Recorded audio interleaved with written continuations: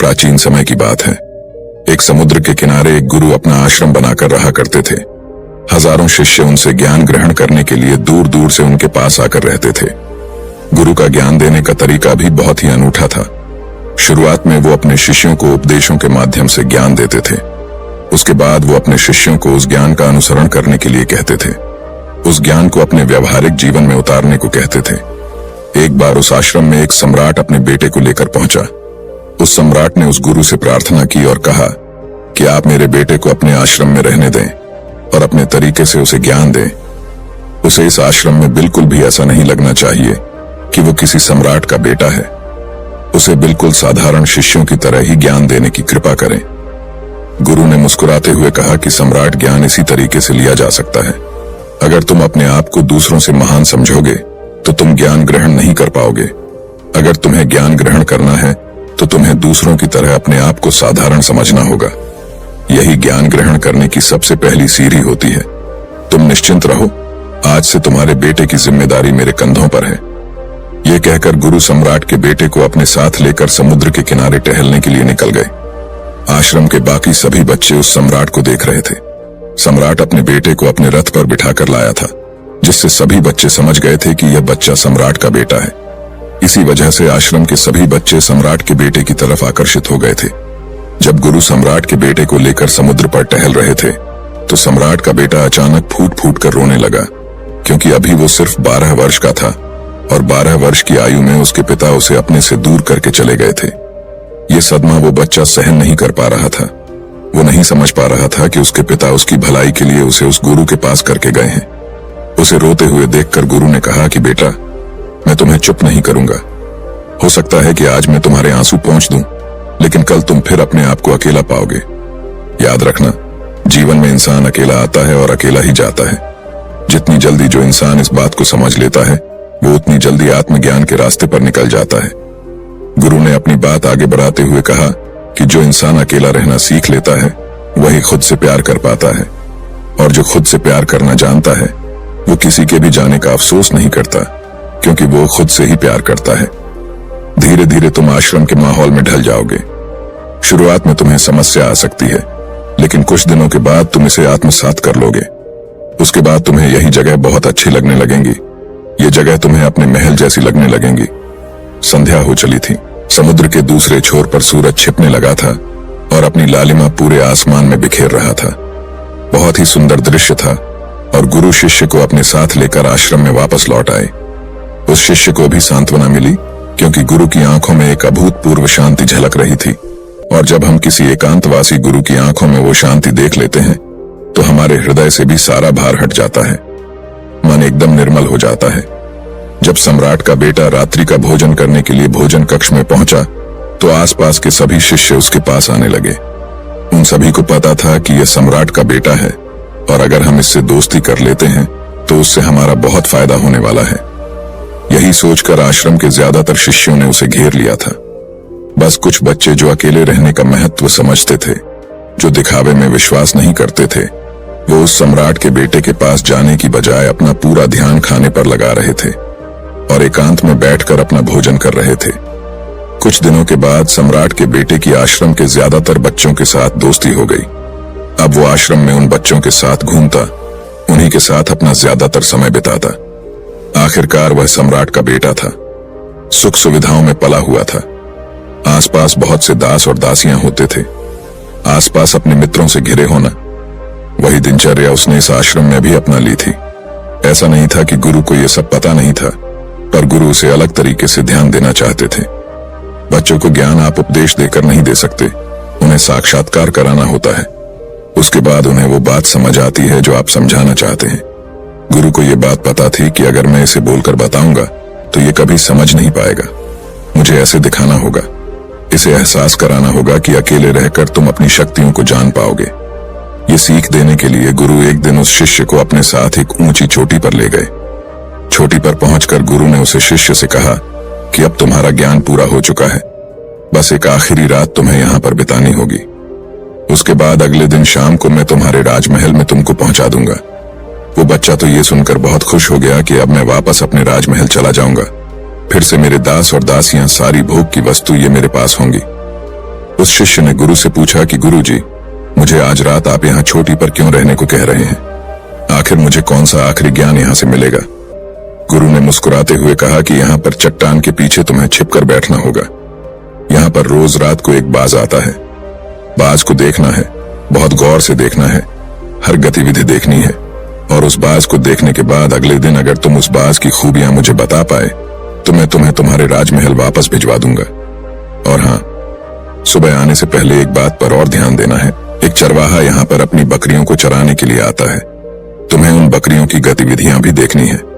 याद रखना, बाज की गतिविधि रात को और बकरियों की गतिविधि सुबह। अगर तुम दोनों की गतिविधि ध्यान से देखकर मुझे बता पाए तो तुम इस आश्रम से हमेशा के लिए आजाद हो जाओगे। तुम्हारा ज्ञान पूरा हो जाएगा। मैं तुम्हारे पिता को कह दूंगा कि यह बच्चा हमारे आश्रम का सबसे ज्ञानी बच्चा है। यह कहकर गुरु अपने आश्रम में वापस लौट आए और वो बच्चा वहीं पर उस चट्टान के पीछे रुका हुआ उस बाज का इंतजार करने लगा। काफी वक्त बीत जाने के बाद वहां पर एक बाज अपने बच्चों के साथ पहुंचा।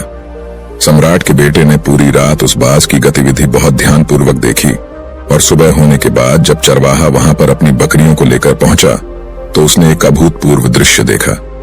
उसने देखा कि वो बाज बकरी के एक मेमने को अपने पंजों में दबाकर आसमान में चला गया।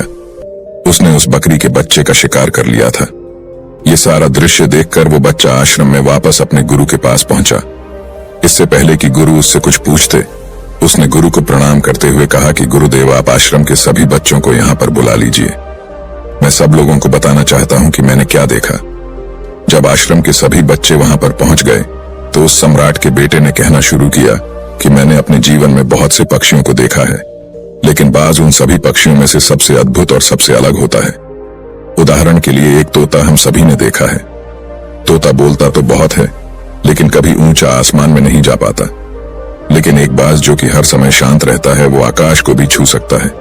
उसमें आकाश को छू लेने का सामर्थ्य होता है। जब भी एक बाज अपने शिकार को निश्चित कर लेता है तो वह उसी शिकार पर अपनी नजरें लगाए रहता है, चाहे वो कितनी भी ऊंचाई पर क्यों ना हो, चाहे कितना भी खतरनाक तूफान क्यों ना आ जाए, लेकिन उसकी नजर हमेशा अपने लक्ष्य पर स्थिर रहती है। आज सुबह जिस बाज को मैंने देखा, उसने हर बकरी को अपना शिकार नहीं बनाया, बल्कि उस बकरी के झुंड में से उसने उस बकरी के मेमने को अपना शिकार बनाया। पहली बात, उस बाज की तरह हमें भी अपना ध्यान अपने एक ही लक्ष्य पर स्थिर रखना चाहिए, चाहे कितनी भी रुकावट क्यों ना आए। हमें अपना लक्ष्य स्पष्ट दिखाई देना चाहिए, पर पूरी एकाग्रता के साथ ध्यान देना चाहिए। तीसरी बात जो मैंने उस बाज से सीखी और जो हम सभी को सीखनी चाहिए, वह यह है कि बाज कभी भी दूसरे पक्षी के साथ नहीं रहता, वो हमेशा आकाश में अकेला रहता है। इससे हमें यह सीख लेनी चाहिए कि हमें कभी भी छोटी सोच वाले लोगों के साथ नहीं रहना चाहिए। आखिरकार हम भी वही बन जाते हैं जिनके साथ हम रहते हैं। इसीलिए या तो महान सोच वालों के साथ रहो या फिर अकेले, क्योंकि जब हम अकेले रहते हैं तभी हम खुद की ताकत और खुद की कमजोरियों को जान पाते हैं। कमजोरियों को जानकर उनको दूर कर सकते हैं और अपनी ताकत को जानकर उसका सही इस्तेमाल कर सकते हैं। लेकिन वो तभी संभव होगा जब हम अकेले रहना सीखेंगे। चौथी सीख जो हमें एक बाज से लेनी चाहिए कि एक बाज हमेशा अपनी सीमाओं से ऊपर रहता है। जब तूफान आता है तो हर एक पक्षी अपने घोंसले की तरफ भागता है, खुद को छुपाने की जगह ढूंढता है, लेकिन बाज ऐसा कुछ भी नहीं करता।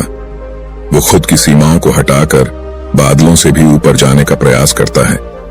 हवाएं उसे धक्का मारती है, पंख उसके भारी हो जाते हैं, पानी और धूल की वजह से कुछ दिखाई नहीं देता, लेकिन वो फिर भी आसमान की तरफ जाता रहता है और अंततः बादलों से भी ऊपर निकल जाता है और वहां तब तक ऊपर जाता रहता है जब तक मौसम ठीक नहीं हो जाता। अपनी सीमाओं को सिर्फ इसलिए हटा पाता है क्योंकि वो समस्या के आने पर उससे घबराता नहीं है, उसे डर कर बचने का प्रयास नहीं करता, बल्कि एक सकारात्मक नजरिए के साथ उसका सामना करता है। जीवन में चाहे कितनी भी रुकावटें क्यों ना आए, हमें उन रुकावटों को हराना चाहिए, न कि उनसे डर कर कहीं छुप कर बैठना चाहिए। बहादुर तो वो लोग होते हैं जो तूफानों से टकरा जाते हैं, कायर तो अपने घर में, अपने घोंसले में, अपनी जगह में आराम से बैठ जाते हैं। पांचवी बात जो हमें एक बाज से सीखनी चाहिए कि बाज कभी भी अपने घोंसले में घास के कोमल तिनके नहीं रखता। जो तिनके कोमल होते जाते हैं वो उन्हें निकालकर फेंकता रहता है। उसी तरह चाहे कितनी भी आरामदायक जिंदगी आपको मिली हो, लेकिन उस आराम से ऊपर उठकर अपने आलस्य को हटाकर जीवन में मेहनत करते रहना चाहिए। जीवन में पसीना बहाना चाहिए, शारीरिक मेहनत करनी चाहिए। अपने घोंसले से कोमल तिनके उठाकर फेंक दो और आज ही अपने आलस्य को हटाकर निकलो। हर दिन अपने आप को चुनौतियां दो। हर दिन मुश्किलों का सामना करो, क्योंकि वही मुश्किलें तुम्हें मजबूत बनाएंगी। जंगल के राजा शेर को भी झुंड बनाकर शिकार करते हुए देखा जा सकता है, लेकिन बाज हमेशा अकेला शिकार करता है, क्योंकि वो जानता है कि झुंड में रहना हौसला तो देती है मगर साहस छीन लेती है। आदमी को हमेशा अकेले ही आगे जाना होता है। यही कारण होता है कि वो जल, थल और नभ सभी जगहों पर अपने शिकार का परचम लहरा सकता है। बाज की उम्र लगभग 70 साल की होती है, लेकिन 40 साल में ही उसका शरीर पुराना हो जाता है। नाखून उसके पैरों में धंसने लगते हैं, पंख उसके शरीर में चिपक जाते हैं, उसकी चोंच खराब हो जाती है, उसका शरीर भारी हो जाता है। ऐसी स्थिति में शिकार करना तो क्या, जीने की भी हालत नहीं रहती उसकी। ऐसे में उसके पास सिर्फ 2 विकल्प होते हैं। पहला, या तो वह खुद की इस अवस्था को स्वीकार कर लें और भूखा प्यासा मर जाए, किसी दूसरे जानवर का शिकार बन जाए, और दूसरा विकल्प यह होता है कि वो 6 महीने एक बहुत ही दर्दनाक प्रक्रिया से गुजरे और खुद को फिर से पहले जैसा मजबूत बना ले। लेकिन बाज दूसरा विकल्प चुनता है। इसके लिए वो खुद को एक बहुत ही ऊंचे चोटी पर ले जाता है, जहां वह पहले अपने सारे पंख खींच खींच कर निकालता है और फिर चट्टान पर पैर मार मार कर अपने पंजे कुतर देता है। उसके बाद उसी चट्टान पर अपनी चोंच को पटक पटक कर पुराना हिस्सा निकाल देता है और इस लहूलुहान अवस्था में खुद को दूसरे जानवरों से छुपाता फिरता है। अगले 6 महीने तक वो इसी दर्दनाक प्रक्रिया से गुजरता है और इंतजार करता है नए चोंच, नए पंखों का। तब फिर वो अपनी नई जिंदगी शुरू करता है और निकल जाता है अपने शिकार पर और अगले 30 सालों तक फिर से राज करता है। इसीलिए समय आने पर हमें भी अपनी पुरानी आदतों को त्यागना होता है और कुछ नया सीखना होता है। समय के साथ बदलना होता है, अपने आप को तैयार करना है, वरना हमारा भी शिकार हो सकता है, हम भी पीछे रह सकते हैं। इसके बाद सम्राट के बेटे ने बकरी की विशेषता बताते हुए कहा कि बकरी हमेशा झुंड में चलती है। उन्हें झुंड में एक साथ चलने से हिम्मत मिलती है, लेकिन जैसे ही उन पर शिकार होता है वैसे ही वो बकरियां तितर बितर हो जाती। उस पूरी बकरियों में से एक भी बकरी अपने साथी की मदद करने के लिए वापस नहीं लौटती। इससे हमें यह सीख मिलती है कि हमारे साथ कितने भी लोग हो, किसी पर भी यकीन नहीं करना। यकीन करना तो खुद पर करना, क्योंकि बुरा समय आने पर वो बकरी तितर बितर हो जाएगी, आपको पता ही नहीं चल पाएगा। गुरु को प्रणाम करते हुए सम्राट के बेटे ने अपने गुरु से कहा कि गुरुदेव, अगर मुझसे कोई सीख रह गई हो तो कृपया करके आप बताने की कृपा करें।